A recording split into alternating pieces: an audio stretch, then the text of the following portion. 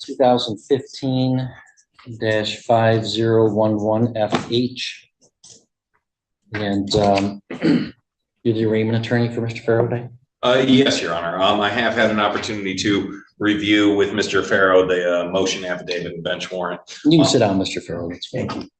And we did review it. We would waive the reading, and Mr. Farrow would stand witness to the allegations. All right, so Mr. Farrow, it is alleged that you are in violation of your probation from a warrant dated July 21st of 2016. You're on probation to this court for attempted felon in possession of firearm. That would be a 2.5-year felony, I believe. Attempted felonious assault, that would be a 2-year high court misdemeanor, and felonious assault, that would be a 4-year felony. It's alleged that back in 2016, you failed to report a change of residence and your whereabouts were unknown. Also that back in 2016, you failed to immediately report police contact. Also that you failed to engage in substance abuse treatment programming, that you made a false report to your probation officer that you had enrolled in such treatment, and that you failed to address your court-ordered financial obligations. So essentially you've absconded supervision and for near on or exceeding 8 years. So you have the right to have a hearing on those allegations where they would need to be proven by a preponderance of the evidence. You have the right to present evidence in your own defense at that hearing and cross-examine the witnesses presented against you. And you have the right to the assistance of a lawyer at such hearing. If you are found to be in violation or admit to it, I could revoke your probation and sentence you on the underlying offense to the maximum penalties that I outlined. Your Honor, if I could. Let's pause here because this is a huge legal moment that a lot of people watching might miss. The judge is laying out the basics. This is a probation violation, and probation isn't optional. If the court orders you to report, update your address, complete treatment programs, and pay financial obligations, you don't get to disappear for 8 years and then come back asking for mercy like the clock stopped. And notice how the judge explains the burden of proof. Preponderance of the evidence that's not beyond a reasonable doubt. It's basically more likely than not. That makes violations easier to prove. So when the defendant jumps in asking for time served, the judge isn't just annoyed, he's thinking about public safety and accountability. If you abscond for nearly a decade, you're telling the court, I don't respect your authority. And trust me, judges take that personally. Question for you. If someone can disappear for 8 years with no consequences, what does probation even mean? I would like the motion just for the Your Honor, I would out and time served for this violation is what happened. That case. Your Honor, I would advise Mr. Farrow to not make any more comments. Yeah, I would like to does. leave him, Your Honor, because I would like to just represent myself. I informed him down there. Just full disclosure. Well, hang hang on. Prosecutor. Hang on. Before you are allowed to represent yourself, I've got to go through a pretty long process that the courts require. So you're saying that you want to waive the right to counsel and represent yourself? For now, Your Honor, I just would like for to now. have full What do you mean? disclosure. What do you mean for now? Is what happened in 2014. Hold on. No, I haven't. No, hang on. Okay. You want to waive your right to counsel for now? What do you mean? That you I would just like to explain what the so you don't want to charges waive are. your right to counsel. You just want to tell me something. I would just like to resolve it today, this moment, if we could. Just waive all. There's no way I'm going to do that, Mr. Farrow, and let me tell you why. I took the bench in December of 2018. Okay. Right? This is a 2015 case and a 2016 warrant. How much do you think I know about your case? Not a darn thing. Okay. It would be irresponsible for me to resolve your case today, right? I got to learn a lot about what's going on. Your Honor, could I move Somebody who absconds felony probation for 8 years and then finally shows up and says, I want to take care of this today with time served. How much weight do you think that carries? Happened, Your Honor? I called. They told me. Mr. Farrow, hang on. I'm not going to hear your That's where they explanation got now. me. I was at Stop the house. talking. Stop talking. We're going to assign it to the Office of Assigned Counsel for appointment, and we're going to set it for a hearing. Can we move for a PR bond, Your Honor, so I can go? Yeah, you can move for that, and that motion is denied. You've absconded 8 years. Okay. Your Honor, if I I may. just want to go back to the house where I got arrested, where I've been the whole time. And this was over my wife pretty much committing adultery. Your Honor, on me. I would just like to indicate regarding bond, Mr. Farrow has been at this location. It's not the address that we have on file for him. His address would be the 7575 Lansing Road in Perry, Michigan. It is the house where he's grown up, and he was there this entire time, Your Honor. When they first let me out of jail, when I signed the plea bargain, I went down there and was seeing a probation officer in Shiawassee County. That's where I asked to have it transferred back. I Your called. Honor, I would ask. Do you know, 5 do days you in a know row. who it's going to be assigned to, Mr. Virgo? I don't, Your Honor. I let them handle that process how they do. All right. But I've been there Well, the I'm whole gonna- time. I'm I gonna- called the probation officer. I've remained free. I haven't committed any crimes. It's an insult to sit in front of a probation officer and have him Lord God over me, over, you know. Well, my that wife might be committing insulting, but it adultery. was ordered by a court and you ignored that order. So we're going to set it for a probation violation hearing on June 11th at 10:50 a.m. We'll refer to the Office of Assigned Counsel for appointment, and Mr. Farrow will be held without bond. Whew. This is one of those exchanges where the defendant is digging a hole with a shovel and then asking the judge for a ladder. The judge makes it crystal clear. He's only been on the bench since 2018. This is a 2015 case with a 2016 warrant, so he's not going to magically wrap it up today just because the defendant wants it done. And that's actually a key point about courtroom reality. Judges don't just wing it. They need reports, history, probation input, and facts. And the bond issue?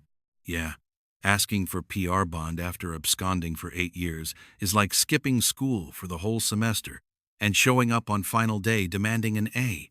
The judge hears absconded and thinks, flight risk. This defendant keeps interrupting, which makes it even worse.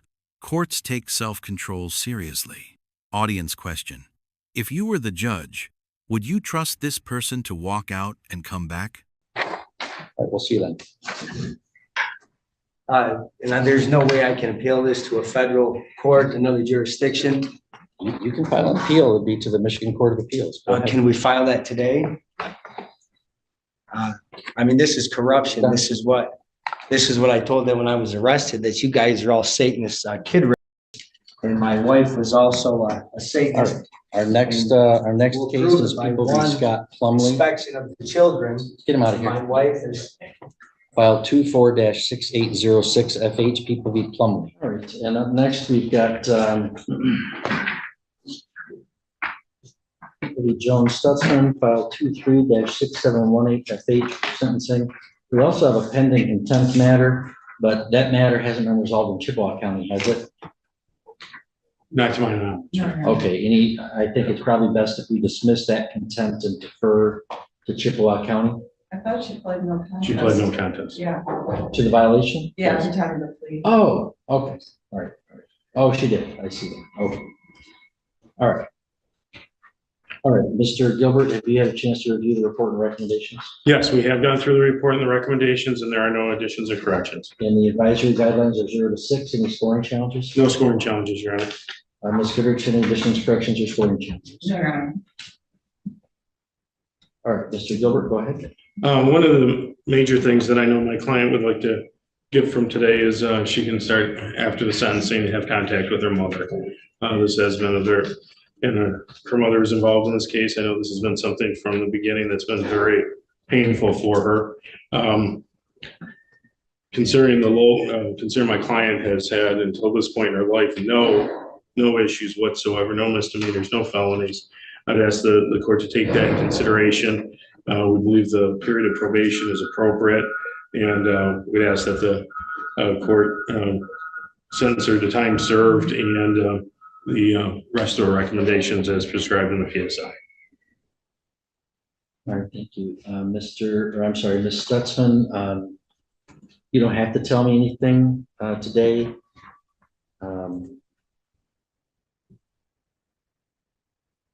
But it's allowed. Is there anything that you want to tell me? Or no? That I'm aware of. Thank you. Ms. Goodrich, any recommendations from the people? Yes, Your Honor. I'm in agreement with the recommendations in the PSI. The defendant is 67 years old with no prior criminal history. At the time that she was appointed court conservator, she was using her mother's money for her own purposes, and while having her mom pay for the defendant's apartment, her own mother was living in a house that had a leaky roof, that had no running water except for in the kitchen sink. Her mom was suffering from dementia and didn't have anybody overseeing whether she was taking her medicine or taking care of herself or eating or having proper food and provisions in the home. It was such horrible conditions that the newly appointed conservator never took her back to that home once she was court appointed, and took her to a home where now she's being properly taken care of and in a memory unit, receiving proper care. Even despite this case pending and everything that happened, the newly appointed conservator was constantly asked by the defendant for additional monies of her mother, and just didn't seem to understand that that was not an option. And so on page 2 of the CFJ 284, where it talks about the self-report criminal thinking scale, that she really can't rationalize her criminal behavior, I thought that that was appropriate. Working on this case, that she just doesn't understand the All right, case 2, and this one is emotionally heavy. This isn't a typical first-time offender story where someone made one mistake and immediately owned it. The prosecutor is describing something far deeper.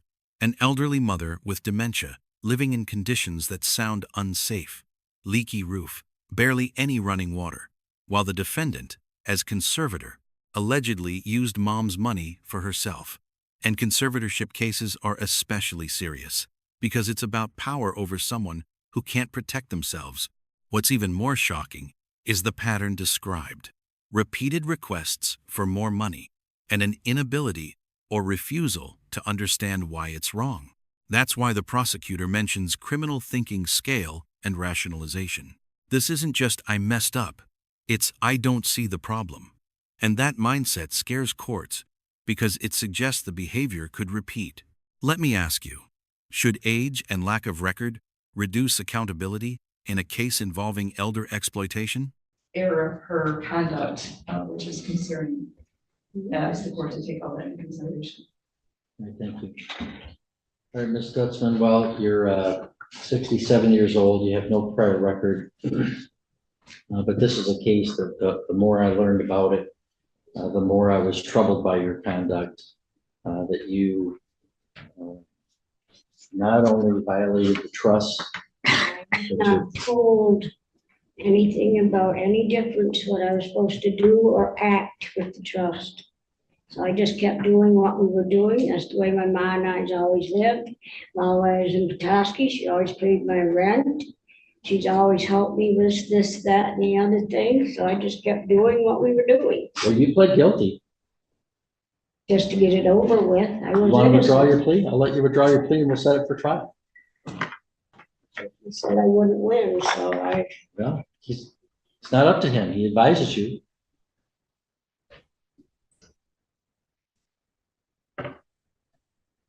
whatever to get out, that's all I want. I want to go home and Yes. see my mom. All right, you've pled guilty. That's part of the problem is you know, We were you close. pled guilty, but think you didn't do anything wrong, but you did. You violated the trust of your mom. You violated the trust of the probate court that appointed you a conservator, all to kind of help out your son who's in prison, stealing from your elderly mom to help out your son in prison. And then while you're on bond, you're smuggling drugs into a prison, again, for your son and for your own financial benefit.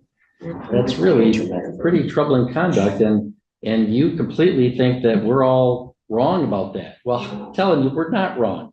You take a poll of people in the community. Should you take money from your mom and give it to your son in prison? Should you smuggle drugs into prison? I guarantee you about 100% of people are going to say, no, you shouldn't do those things. You did those things, Ms. Stutzman. And so I gave you an opportunity to speak. So now is the time for the sentence to be imposed. I don't think, so obviously there's restitution that's ordered, agreed upon at $55,371. There's a crime victims assessment of $130. You have to comply with DNA testing and pay a $60 fee, and there's $68 in state costs. I'm not going to assess court costs. I don't think you're going to pay a penny of that. I will. Yeah, I don't know. I don't think you will. And I certainly don't think that placing you on probation accomplishes anything. She's got no understanding of her criminal behavior. And she's on social security disability. I mean, probation to help oversee payment of $55,000 is not going to accomplish a thing. Can I just have it Given the, automatically taken out of Ms. my Stutzman, account? Ms. Stutzman, I gave you a chance to talk. I didn't Now know we're we were done with going it. this direction. We're done with it. I gotta respond to what I hear. We're done with that. So, given the issues on bond and the sheer amount embezzled, I think even though it's 0 to 6 calls for no incarceration, I do think there is reasonable grounds for incarceration. So I'm not going to place you on probation. I'm going to order you to serve 6 months in the Sheboygan County Jail with a credit for 78 days previously served. On the contempt, I'm going to order you to serve 77 days, credit for 77. That's the sentence of the court. If you wish to appeal, you can file an application to the Court of Appeals. If you want a lawyer, let me know. I'll appoint one for you, but you got to ask within 42 days. Now that you're sentenced, there's not any limitation on your contact, but it'll have to be through phone visits or whatever from the jail. All right, that's the sentence of the court. So here's the real takeaway from today's courtroom session and why both of these cases hit so hard. In the first case, the defendant is accused of violating probation by absconding supervision for nearly 8 years, failing to report, and ignoring court obligations. The judge refuses to shortcut the system, denies bond, and sets the matter for a formal probation violation hearing because accountability can't be negotiable just because someone suddenly decides it's convenient to show up. In the second case, the court deals with a disturbing abuse of trust scenario. A 67-year-old defendant with no prior record is still held responsible for violating the trust of her own mother and the probate court. The judge emphasizes restitution, financial consequences, and the seriousness of rationalizing the harm, ultimately imposing 6 months jail, even though guidelines suggested no incarceration because of the amount embezzled and the issues on bond. These are two different defendants, but the theme is the same. The court can forgive mistakes, but it won't tolerate disrespect, exploitation, or denial. And now I want to hear from you. Which case shocked you more, the 8-year probation disappearance, or the elder exploitation conservatorship case? If you found this case as shocking as we did, make sure to hit that like button, share your thoughts in the comments, and don't forget to subscribe for more jaw-dropping courtroom breakdowns.